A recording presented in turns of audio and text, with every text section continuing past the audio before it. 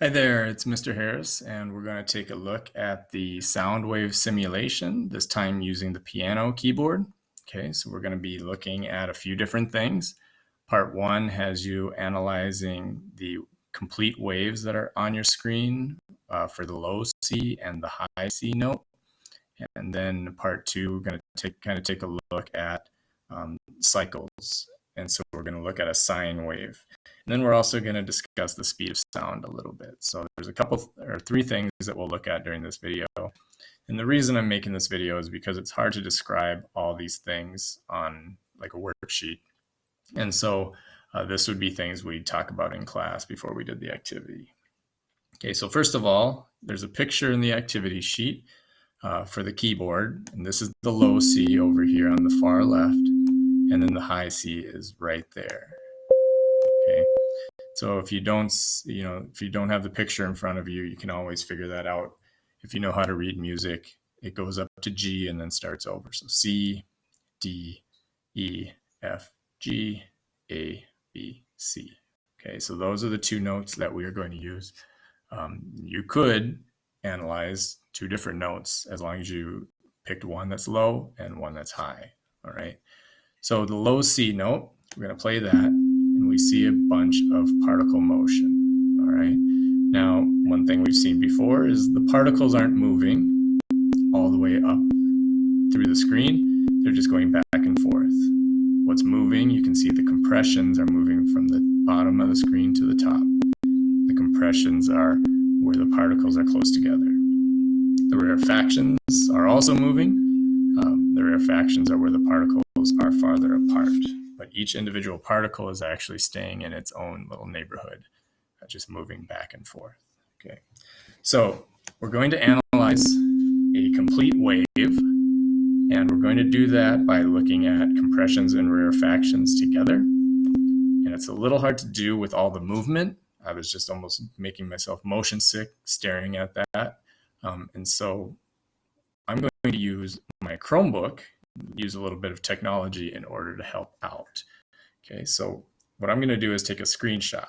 So I'm going to play the note, and when one of the compressions gets to the top of the screen, I'm going to take a screenshot by hitting Control and the switch Windows key. So there. Let's take a look. Not a better way to find screenshot. I just go into recent, and there's a screenshot taken at 12:05. So that's it.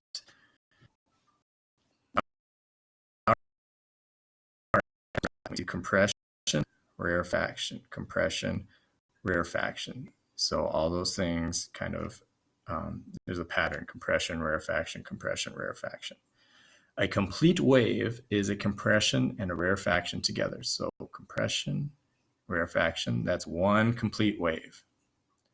And then we have another one there. So there are two complete waves in my picture.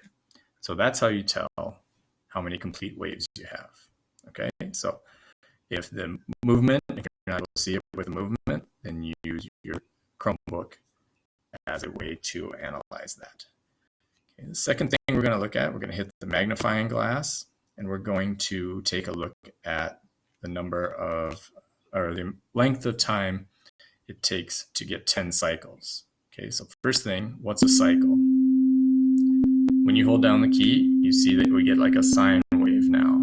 Okay, so a cycle is top to top.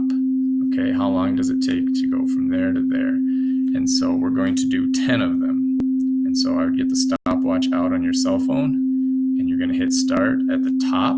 You could choose the bottom. You could choose the middle even if you wanted to, but it's harder.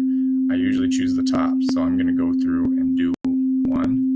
So I'm going to hit start, and then I'm going to count through 10 cycles and hit stop when I get to 10. Start. 1, 2, 3, 4, 5, 6, 7, 8, 9, 10. Stop.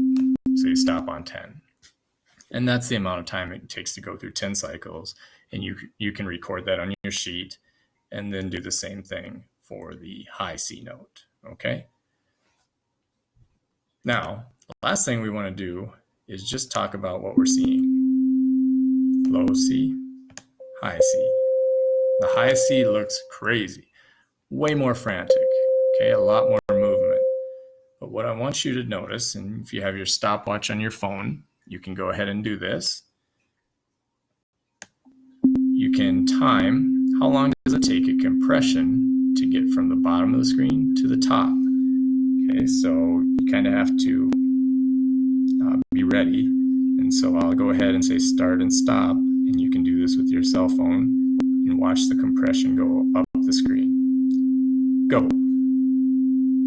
Stop. All right, so you can see the compression. You can do that on your own Chromebook. You don't have to use this video, but you can time how long does it take to go from the bottom to the top. So again, start, stop. So hopefully you can see the compression. Now with the high C, it's the exact same thing. So we'll do it again. Start, stop. Okay. So you can rewind the video if you didn't quite see it and just see where I said start and where I said stop, and you can follow the compression. Hopefully you're able to see the one that I was actually doing as it goes from the bottom of the screen to the top. So compare the low C note versus the high C note. How long does it take to get one compression from the bottom to the top? It's the same distance. Okay. If you have any questions, jump into my office hours. All that information will be on Schoology, and see what you got going. If you just want to jump in and say hi, you can do that as well. All right. Have a good